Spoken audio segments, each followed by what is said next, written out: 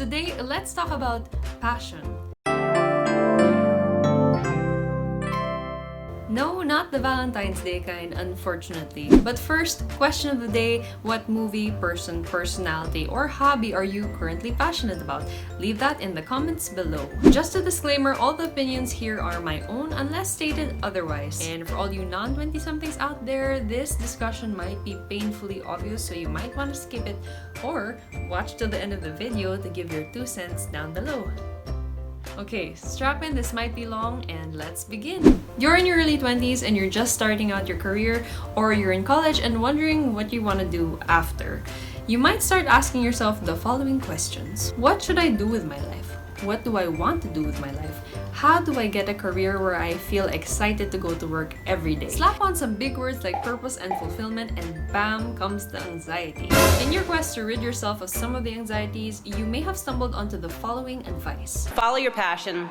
And the only way to do great work is to love what you do. Okay, valid. If you're gonna be spending 8 hours a day doing something, it might as well be something that you love. But if you type in the phrase follow your passion on Google search now, what comes up is that this is actually pretty bad advice. In his talk, Follow Your Passion is Bad Advice, he says, follow your passion presupposes that you have a pre-existing passion that you can identify and follow.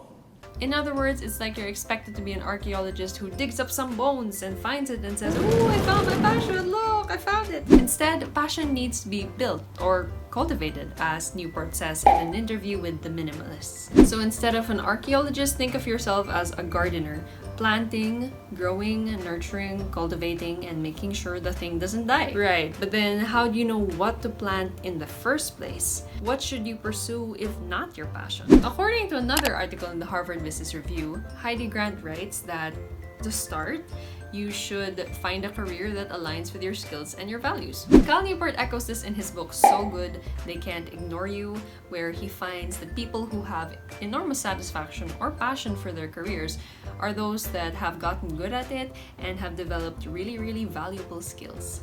Or skill. Again, keywords here being valuable skill, meaning something that you do that your community or society at large finds useful. So, in other words, choose something that aligns with your skills. You don't have to be in love with it, but get really good at it and build the passion along the way. Or as Mike Rowe, host of CNN show Dirty Jobs, likes to put it, never follow your passion, but always bring it with you. Right, this is all well and good advice to start thinking about how to build a career that you're passionate about, especially if you don't know what you want to do. But this is only good advice if you have the choices, the skills, and the opportunities available to you in the first place. For some people in this country, they don't care about following their passion. What's more important is finding a job, any job, that pays the bills. Okay, listen, I'm not trying to guilt trip the privileged or undermine, the value of doing work that you enjoy. But maybe passion is just overrated. I watched an interview of Araullo on Bianca Gonzalez's YouTube channel. You should check it out. I'll leave it in the description down below.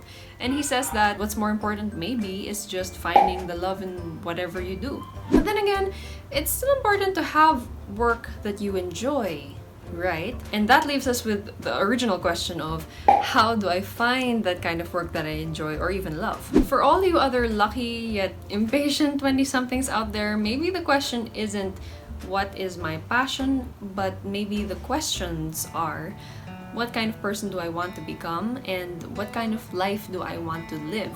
Because then by asking those questions, I guess it makes us realize that work is only a part of the whole that is our life. A life that's filled with relationships, family, friends, hobbies, downtime, experiences, and curveballs. And to parse some phrasing from an interview I listened to on Elizabeth Gilbert's podcast, Big Magic, maybe this anxiety about finding a career that you love is actually a distraction from living the reality that is messy and confusing and long, and we are young and there's so much ahead of us if we're lucky. And maybe we just need to practice every single day doing a little something that moves us closer to that vision of that life. Or to not be afraid to course correct when necessary. Okay, before this gets any cheesier and more quotable quotes like, I'll leave you with this. Stop overthinking it. Be grateful, experiment, do your best, and I know and I hope that everything is gonna be okay. But then, what do I know? I'm also 20 something. Hey! Alright, peace out guys.